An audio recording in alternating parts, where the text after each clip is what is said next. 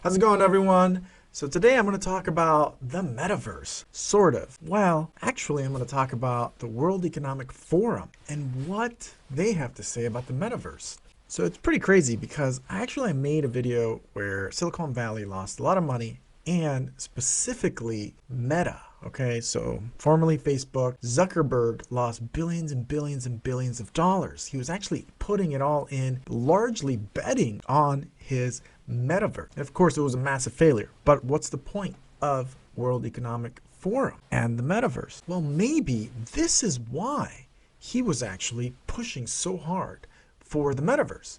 Maybe he was directed by Klaus Schwab. So that guy, of course, looks like a supervillain out of a Bond movie. But let's see what they have to say about the metaverse. So the World Economic Forum, right? They're on schedule for 2023 to talk about their building the metaverse initiative. And they're going to release some key studies, supposedly key studies, that basically highlight what appears to be a giant push by not only the WEF, the World Economic Forum, but also by financial companies, tech companies, and obviously they're going to try to incorporate some government entities to try to push for the metaverse.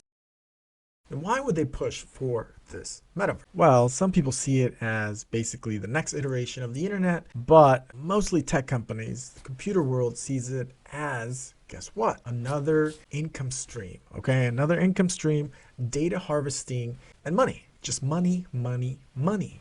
But the WEF crowd, what do they see? They see the metaverse actually what appears to be an influential mechanism. Influence, Klaus Schwab is all about influencing and helping the world be whatever it is he wants it to be. I don't know who elected this guy, but he is who he is, right? The term the metaverse was actually invented by an author named Neil Stephenson in 1992 in a science fiction novel called Snow Crash. Basically just means it's a metaverse is a place where citizens use sort of digital avatars, okay, as a means to escape, of course, their dystopian reality. So why in the hell would Facebook want to call the company Metaverse? Why would they want to call anything Metaverse? I mean, it kind of already has super massive kind of dictatorial, tyrannical associations because of this novel. It kind of has technocratic, tyrannical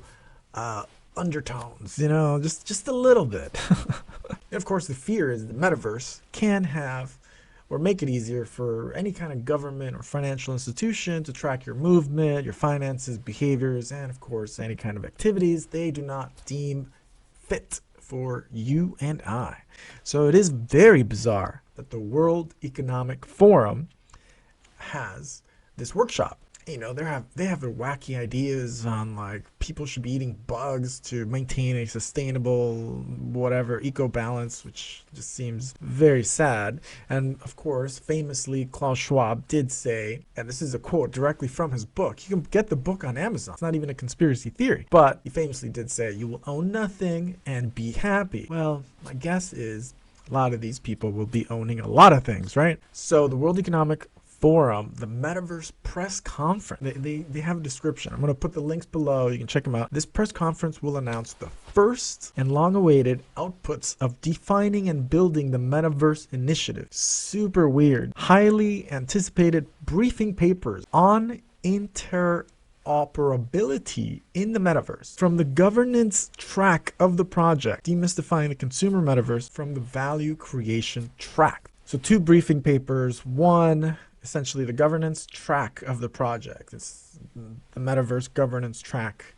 And the other one, the consumer, demystifying the consumer metaverse. Okay, so it's pretty weird. So in Davos 2023, there is an event called Deployment in the Industrial Metaverse. Panelists will discuss how the next era of the internet fast approaching in the form of the metaverse. They claim that in the industrial metaverse, unique opportunities will arise from the convergence of AI, digital twins, data, and of course, robotic tech. Now, unsurprising, there are a bunch of tech companies partnering up with the World Economic Forum. Famously, of course, Meta. So this is why I suspect that maybe Zuckerberg, that's why he was pumping and pumping all those billions into Metaverse, because he likely knew ahead of time that WEF would be pushing for this.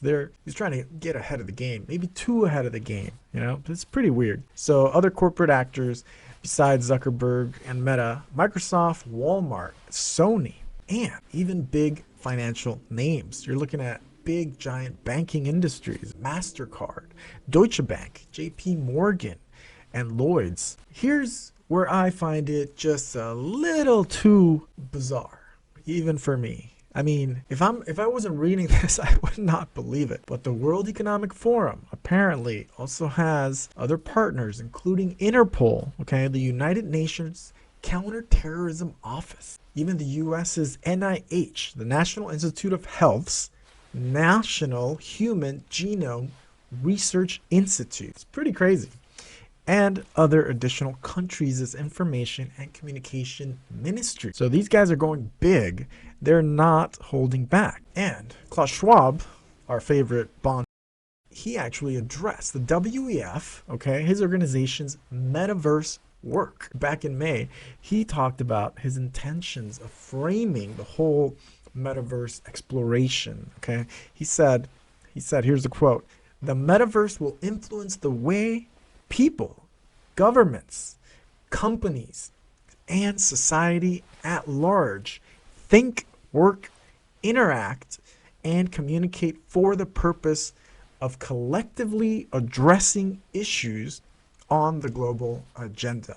Pretty weird, very weird stuff. So if mentally you kind of go into a dark space, a dark corner in the back of your mind, you're thinking essentially the right? It's pretty bizarre. So check it out. World Economic Forum unveils virtual global collaboration village. So now they're setting up a sort of a digital collaboration village as a future of strong public-private cooperation. They're trying to say that this is an alternative space where some people can come together and come up with more ideas for this metaverse. So here it says global collaboration village will bring together key global stakeholders, international organizations, governments, partner companies, okay, and civil society organizations to imagine alternative futures. What does that mean? What does that mean? Explore ideas in an immersive way and envision what the future world could be. So maybe we can actually see, you know,